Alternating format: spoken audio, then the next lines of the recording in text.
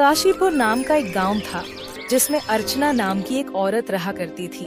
उसके 2 बच्चे भी थे। अर्चना के बच्चे बहुत ही छोटे थे। तभी उसके पति का एक्सीडेंट हो जाता है और उस हादसे में विकास की मृत्यु हो जाती है। तब से लेकर अर्चना पर दोनों बच्चों की जिम्मेदारी आ जाती है। वह खेतों में काम करने जाया करती थी। वह जितना पैसा कमाती थी उन्हें अपने बच्चों के पालन पोषण में खर्च कर देती थी।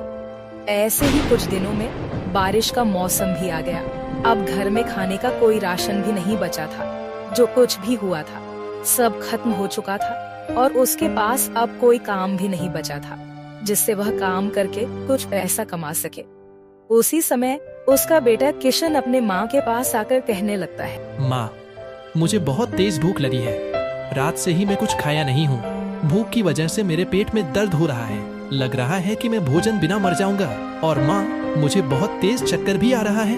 अपने बच्चे की इस तरह की बात सुनकर अर्चना बहुत दुखी हो जाती है और अपने बच्चों के बेबस और लाचारी पर अर्चना फूट फूट कर रोने लगती है, क्योंकि जो माँ अपने बच्चों का पेट तक नहीं भर पाती वह कैसी माँ है।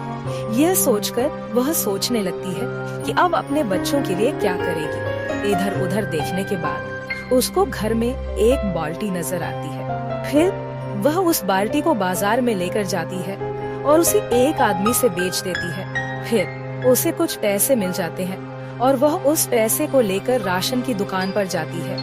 वहाँ से कुछ राशन का सामान लेकर आती है और अपने बच्चों के लिए जल्दी जल्दी खाना बनाने लगती है। उन्हें खाना खिलाकर उनका पेट भरती है। ऐसे ही 3 दिन गुजर जाते हैं। तब उनके घर में कोई सामान भी नहीं बचा था, क्योंकि जो बर्तन बेचकर पैसे मिले थे वह सारे खर्च हो चुके थे। अब वह फिर से देखती है कि घर में कुछ भी नहीं बचा है। हे भगवान, अब मैं क्या करूं? ये बारिश का मौसम भी नहीं बंद हो रहा है। इस बारिश के वजह से मुझे कहीं काम भी नहीं मिल रहा है। अब मैं क्या करूं? कहाँ जाऊं? किससे सहायता मांगूं?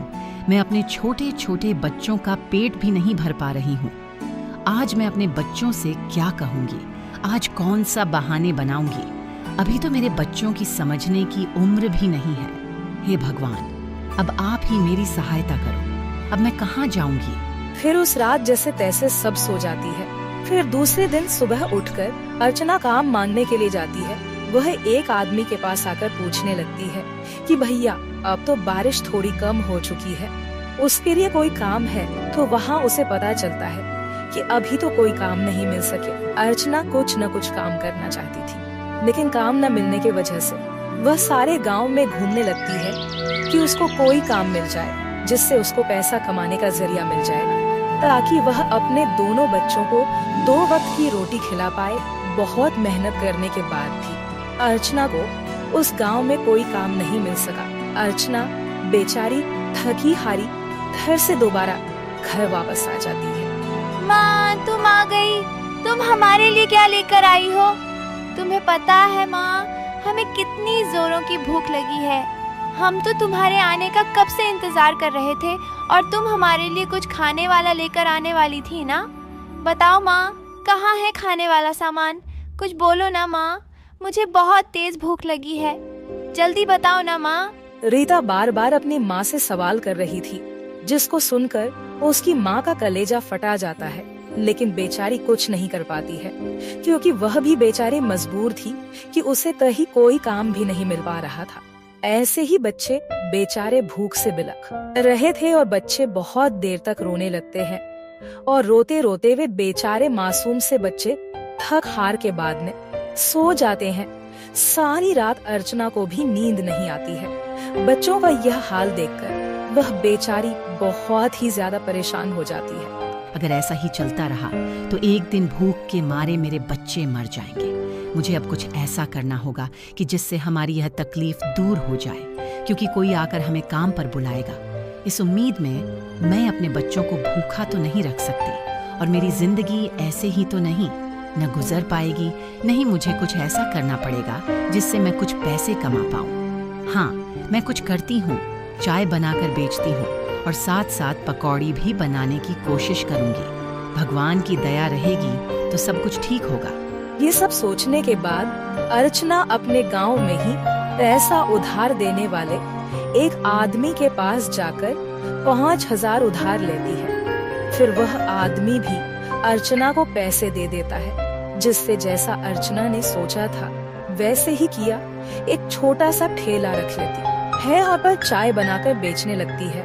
उसके साथ साथ वह पकौड़ी भी बनाकर बेचने लगती है। जब लोगों ने मार्केट में उसका नया दुकान देखा तो कुछ लोग वहां पहुंच जाते हैं और उससे चाय पकौड़ी खरीदने लगते हैं।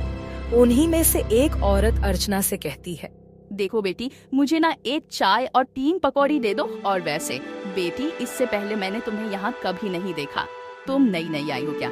बेटी देखो, अगर मुझे तुम्हारा ये चाय पकौड़ी पसंद आया तो मैं रोज तुम्हारे पास से ही चाय पकौड़ी का सामान लेकर जाऊंगी और अपने गांव में भी सभी लोगों को बताऊंगी कि एक अर्चना नाम की बेटी है जो चाय पकौड़ी का ठेला लगाती है और बहुत ही अच्छा चाय पकौड़ी बनाती है, जिससे तुम्हारे ठेले पर बहुत ज्यादा ग्राहक भी आने लगेंगे।